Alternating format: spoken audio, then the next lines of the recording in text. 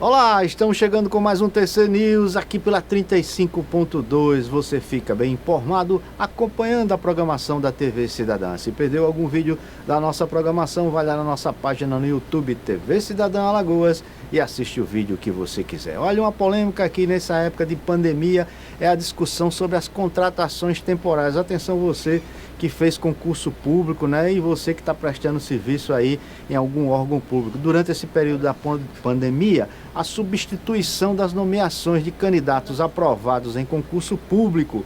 Quem vai explicar para a gente é a advogada Késia Rodrigues, ela que é daqui do Tribunal de Contas, que está bem capacitada nessa área e vai explicar. Quem conversou com ela foi a Juliana dos Anjos, que vai falar agora sobre esse material. E é com você, Juliana. Olá, Valtenor. Olá, amigos da TV Cidadã. É um prazer estar novamente aqui no TC News. E hoje, Valtenor, eu trago um tema muito importante, muito interessante para a nossa discussão, que são as contratações temporárias durante esse período de pandemia do novo coronavírus, em substituição à nomeação de pessoas que foram aprovadas em concursos públicos. E aí quem vai discutir esse tema com a gente, explicar os impactos, o que isso significa, trazer todos os esclarecimentos, é a advogada especialista em direito público e assessora do Tribunal de Contas do Estado de Alagoas, doutora Késia Rodrigues, que já está aqui comigo. Doutora, é um prazer recebê-la aqui nos nossos estúdios novamente. Eu agradeço muito a sua disponibilidade em, mais uma vez, comparecer aqui à TV Cidadã, trazer o seu conhecimento, os seus esclarecimentos aqui para a gente. E a minha primeira pergunta para a senhora é a seguinte: contratar temporários, ainda que durante esse período de pandemia, fere o direito de um aprovado em concurso público? Juliana, eu que agradeço pelo convite, renovo minha alegria em estar aqui junto à TV Cidadã, trazendo o meu papel social também para a gente tentar lançar alguns esclarecimentos para a sociedade. E respondendo a sua pergunta, não teria como não fazermos uma análise, ainda que breve, sobre os fatores históricos que envolvem o Instituto do Concurso Público. Então, se nós pudermos analisar a questão do artigo 37 da Constituição Federal, que trata de princípios para a atuação do administrador público, eu tenho moralidade, impessoalidade, eficiência, temos alguns fatores que permeiam a atividade do gestor público. Então, esses elementos, esses princípios, essa realidade, ela veio para o ordenamento jurídico brasileiro, como acontece em outros ordenamentos jurídicos de outros países, como uma forma de frear a liberalidade do poder público, uma forma de lançar o gestor, o aplicador do direito, todos aqueles que vivem em sociedade, sob uma análise legal. Então, essas pessoas que trabalham com a norma, com a situação social, elas precisam analisar a norma. Então, não mais o poder do soberano, não mais o poder daquele que se encontrava investido de alguma circunstância, de alguma autoridade, seria a última palavra. Mas, de agora em diante, dali em diante, após aquelas conquistas sociais, como aconteceu como uma forma de, eu diria que uma herança das revoluções antigas lá do século XVIII, então vieram realidades que lançaram um freio, uma limitação. Do ponto de vista jurídico do Brasil, as questões constitucionais, elas são lançadas como uma limitação específica, como um parâmetro de segurança jurídica para a população. Então, o concurso público, ele vem como com viés de igualdade, de competição, de lisura, então traz para a sociedade essa expectativa. Então, nós temos uma realidade que gera para a população todo um preparo. Então, aquelas pessoas que passam um tempo estudando, se preparando, passaram por diversas fases desse concurso e criam aquela expectativa que é a tão sonhada nomeação. Eis que o ordenamento jurídico brasileiro, e eu acredito naturalmente de todo o mundo, sofreu um impacto. E as questões jurídicas não podem passar ilesas, não podem passar despercebidas. Então, a realidade da pandemia, ela trouxe para nós, ela tanto reacendeu uma norma da Constituição Federal, que já dizia que uma lei federal irá disciplinar as questões das contratações temporárias. E aí vem o outro viés da nossa análise a responder a sua pergunta. Se por um lado eu tenho o concurso público, uma norma lá do artigo 37, inciso 2 da Constituição Federal, que lança o concurso público como uma forma de investidura, respeitadas as situações de nomeação para cargos comissionados, que também é uma regra constitucional, mas o nosso foco é o concurso público. Então, se de um lado eu tenho o concurso público lá no artigo 37.2, no 37.9 da Constituição Federal, eu tenho as realidades que mencionam a contratação temporária. E eu tenho a Lei 8745 de 1993, que prevê as específicas situações de calamidade ou realidades sociais que possam demandar uma situação temporária, provisória, uma criação de uma ordem jurídica provisória. E eis que estamos vivenciando essa realidade. E no ordenamento jurídico brasileiro, na ordem jurídica que nos rege, hoje nós temos a medida provisória 922, cuja discussão está agora para se encerrar, ou ela perde a eficácia, ou ela se renova. Então está até em votação para se tratar da questão da continuidade dos seus efeitos. Então, o nosso principal olhar seria em torno dessa realidade que se consagrou durante esse período de validade da medida provisória, diante da necessidade do gestor público, diante de cada realidade. Então, respondendo finalmente a sua pergunta, poderia se contratar temporariamente na pendência de uma nomeação de concurso público? Ora, eu diria que a situação requer uma análise de casuística. E o cidadão que nos assiste fica talvez com aquela sensação de, mas o direito sempre vai abrir brechas, mas o direito sempre tem um e se, mas o direito, no entanto, o direito é ciência e a gente não pode perder essa noção, não pode perder de vista essa realidade. Para aplicar essa ciência, nós temos elementos, nós temos todo um segmento de análise procedimental, processual, normativa, para se encaixar naquela realidade.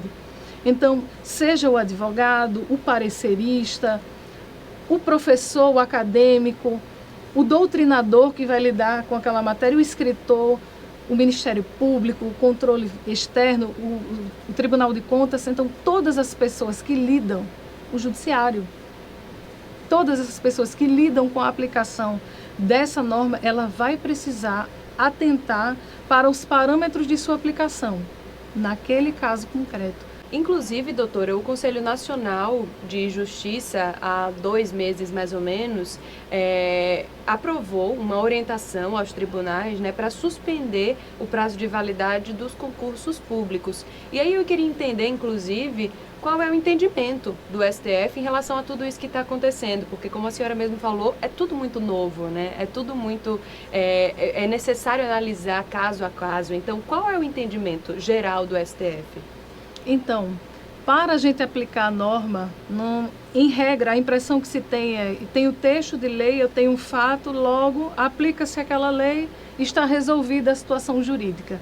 No entanto, com essa análise de casuística, o Supremo Tribunal Federal, ao longo da história, ao longo das demandas, ele elencou alguns critérios para se admitirem a contratação temporária, para se admitir a contratação temporária na pendência, eventualmente na pendência do concurso público.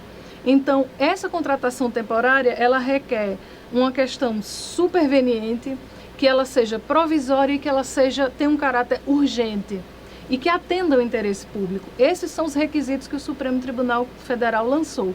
Então, na medida em que as demandas vieram à tona e que se colocaram realidades que foram lançadas para o Supremo Tribunal Federal, esse entendimento foi construído e lança para a comunidade jurídica uma certa segurança e, por outro lado, também para as pessoas que criam essa expectativa. E, para todos os efeitos, o CNJ, quando traz para o ordenamento jurídico esse comando, esse norte de suspensão das fases do concurso, é de uma salutar, é de uma perspicácia indispensável para o momento, porque gera também uma certa estabilidade no sistema, gera uma possibilidade de o gestor se organizar financeiramente, ver as questões orçamentárias locais, lançar prioridades sobre aquela realidade no momento, a exemplo seja de uma situação de uma região de fronteira em que tenha que tratar de uma questão humanitária, uma questão ambiental de grande proporção, de crimes ambientais, seja uma questão de menor proporção de contratação numa cidade do interior de Alagoas que tenha a necessidade de uma contratação de 10, 20 ou 30 servidores para a área de saúde. Então, nós começamos a observar que essa análise feita, por exemplo, pelo CNJ, traz uma segurança jurídica de lançar uma estabilidade e, por outro lado, a gente não pode perder a ideia de que essa suspensão, por si, ela não retira o caráter da essência do concurso público. Então, percebam que há regras e exceções que ficam permeando essa realidade que a gente está vivenciando em relação à pandemia. Então, eu tenho a regra do concurso público, eu tenho a exceção da contratação temporária, essa exceção vem à tona com a situação da pandemia e, no entanto, quando o CNJ e o Supremo Tribunal Federal lançam essas balizas, eu preciso também observar, eu, operador do direito, seja o advogado, o fiscalizador em todas as proporções, o operador do direito lá do Poder Judiciário, o julgador. Então, essa realidade ela precisa ser analisada a ponto de perceber se aquele caso específico, visto naquela situação do interior de Alagoas ou daquela outra região de fronteira do país, se de fato legitima a contratação temporária em meio a uma pendência de um concurso público. Então, perceba que há uma linha divisória aí. Eu tenho um concurso público como regra e eu tenho a contratação temporária como exceção. No entanto, eu tenho essas duas realidades que se tornam estanques com a chegada da pandemia, pelo simples fato de que naquela comunidade jurídica existe uma necessidade de contratação temporária, por quaisquer motivos previstos na nova lei, na medida provisória 922. Então, eu tenho dessas duas realidades, mas eu preciso colocá-las a ponto de sopesar, de perceber o que a gente chama no direito, Juliana, de uma interpretação constitucional tópico-problemática. É quando eu analiso o problema de volta e trago esse problema de volta para a norma. Sai um pouco do lugar comum. Porque, o geral, a da aplicação normativa é você tem a norma a ser aplicada e lança essa norma para a sociedade. E vê a sua prospecção, a sua aplicação na sociedade. Por outro lado, situações problemáticas como esta, que com a própria natureza, a etimologia da palavra problema que a gente está vivenciando no momento da pandemia, então eu tenho uma situação inversa, que no direito nós chamamos de interpretação constitucional tópico-problemática. Então, eu vou partir do problema para poder encontrar a norma aplicável naquele caso. Mas qual seria, de fato, a medida a ser tomada diante, em regra, de uma pendência de nomeação e uma contratação temporária? Volto a dizer, cada operador do direito ele vai precisar analisar, por exemplo, se aquela situação da pendência da nomeação, ela não teria uma supremacia real, naquele caso, que legitimasse, por exemplo, também a questão financeira do município. Então, tem que perceber se a questão financeira ela foi atendida, as questões de vinculação orçamentária, porque, sem querer adentrar muito em aspectos técnicos, mas existe uma previsão orçamentária para a realização do concurso público. Mas, por outro lado, eu tenho um clamor que requer uma contratação que, talvez, diante da experiência daquele profissional que esteja na cidade vizinha, vou dar um exemplo, então, aquele profissional que já tem uma experiência desenvolvida, um profissional da área de saúde, um auxiliar de enfermagem que lida com a aplicação, a aferição de pressão, a aplicação de injeções. Então, essas pessoas que já têm uma prática notória, e isso também é um entendimento lançado pelos tribunais ao interpretar o texto dessa medida provisória. Então, essa realidade, nesse contexto, surge também para o aplicador ali, o operador, o gestor, uma realidade, uma permissão. E faço questão de reforçar, essa permissão normativa, essa permissão de interação constitucional, ela não autoriza uma liberalidade. Ela não autoriza uma forma subjetiva de aplicação. Porque, perceba, nós estamos num estado de exceção, mas não estamos num estado de total liberalidade. Então, para isso é que vem toda uma análise, uma atenção que eu costumo dizer, até no artigo que gerou a nossa conversa aqui, que é quase que empírica. Cada operador do direito ele vai precisar desenvolver essa técnica.